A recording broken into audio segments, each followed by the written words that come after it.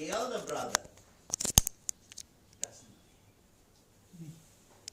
Now go back to the Garden of Eden and see the spirits that come.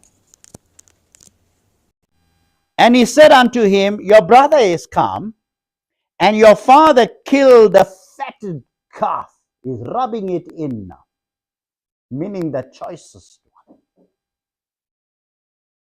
Because he had received him safe and sound. I want to bring to you, as we bring it to a close, something that happened here, which is still happening today. And he said unto him, right, okay, and verse 28, and he was angry. Gee,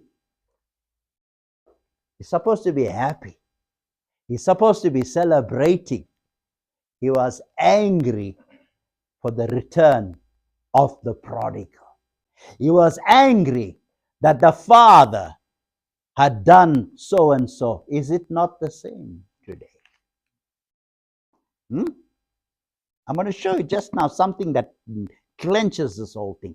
He was angry at the sacrifice that Abel had brought, and God was more pleased and said, if you had done like him, I would have accepted you. And he became angry, and what it led to? Spiritual.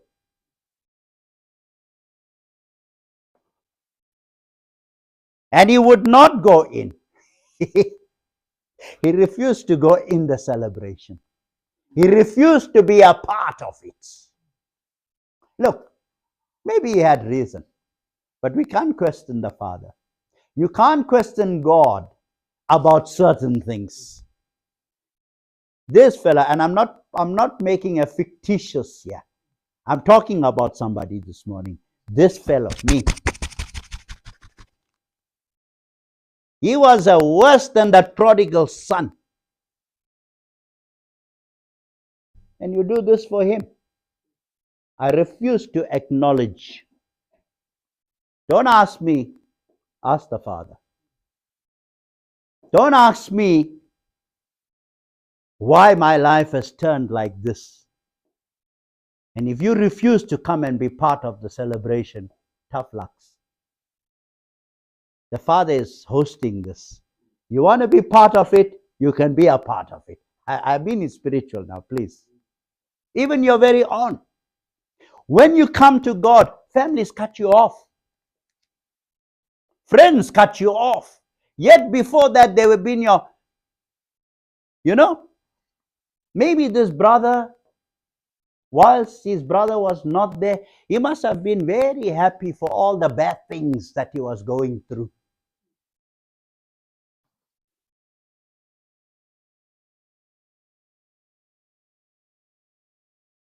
And he was angry and would not go in. Then the father came, and then came his father to entreat. His father came to give him a talk. Now here's what we're going to bring now. And he answering, he said to his father,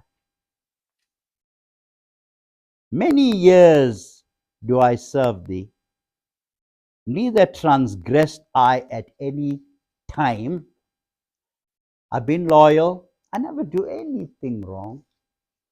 Haven't you heard that before?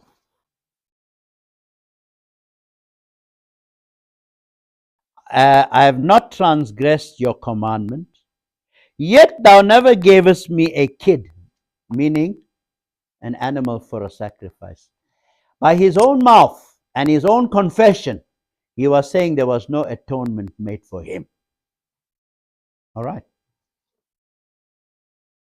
That I might make merry with my friends. So he had his own group. Now, this is what I want to bring to you. Verse 30. And as soon as this thy son was come, he took his fishing rod, he cast it into that sea of forgetfulness, and he tried to fish. And as soon as thy son was come, which had devoured thy living with harlots. He's telling his father everything his brother did that was wrong that side. But did the father bring it up? Who brought it up? Your very own brother and sister. Are you with me? Who brought it up? Not even the servants.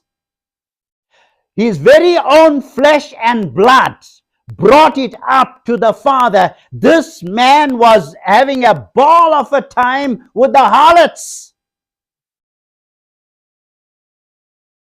And if you tell me that spirit has died, I'll stop preaching.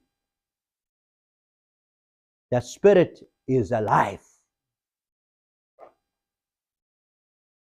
He was talking to the father, reminding the father of all the things that he was doing. Do you think that was right?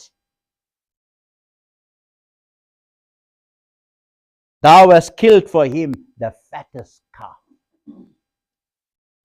For God so loved the world that he gave his only begotten Son. You know, he loved you so much, friends. And he said unto him, Son, thou art ever with me, and all that I have is thine.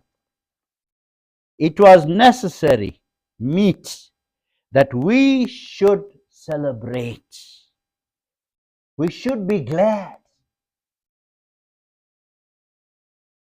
For this thy brother was dead in sin, dead in trespasses, dead,